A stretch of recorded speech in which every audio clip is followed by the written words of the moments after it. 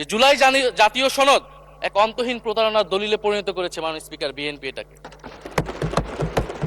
মাননীয় স্পিকার 5ই আগস্টের পরে যখন সংস্কারের আলোচনা আসলো, বৈষম্যবিরোধী ছাত্র আন্দোলন তাদের পক্ষ থেকে আমরা বলেছিলাম আমরা নতুন সংবিধান চাই বা সংবিধান পুনর্লিখন চাই। বিএনপি বলেছিল তারা নির্বাচনের মাধ্যমে ক্ষমতায় যেতে চায়। ফলে 5ই আগস্টের পর থেকে রাস্তা দুটি আলাদা হয়ে গেছিল মাননীয় স্পিকার। তখন আমরা একটা মধ্যপন্থায় আসলাম যে আমরা সংস্কারে আসি। সেই জায়গা থেকে সংস্কার কমিশন ঐক্যমত, সেখানে আলোচনা হলো। এখন সাংবিধানিক সংস্কার পরিষদ করার কথা গণভোটে বলা হলো। এখন বিএনপি সেই জায়গা থেকে সরে গিয়েছে। এখন বিএনপি যদি সেই জায়গা থেকে সরে যায়, আমাদেরকে পূর্বের জায়গায় ফেরত যেতে হবে মাননীয় স্পিকার। সংবিধান পুনর্লেখনের দাবি আমাদেরকেও জানাতে হবে। তারা যদি 72-এর পক্ষে এরকম অটল অবস্থানে থাকে। জুলাই সনদ নিয়ে অনেক কথা হয়েছে মাননীয় স্পিকার।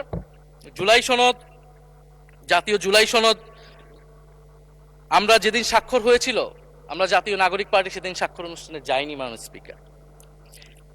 এবং পরবর্তীতে আমরা স্বাক্ষর করেছি বলা যায় না, আমরা সেখানে আমাদের কমেন্টটা দিয়ে এসেছিলাম মাননীয় স্পিকার। জুলাই জাতীয় সনদ,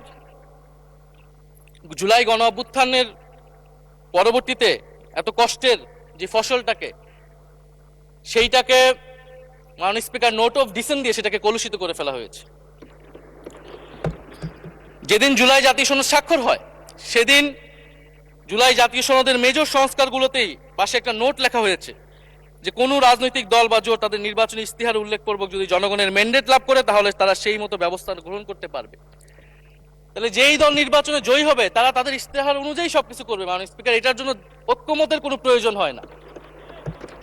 আপনি যদি নির্বাচনে জিতে আপনার ইস্তেহার মতোই সবকিছু করবেন, তাহলে আপনার সাথে আমার কিসের ঐক্যমত, কিসের আলোচনা?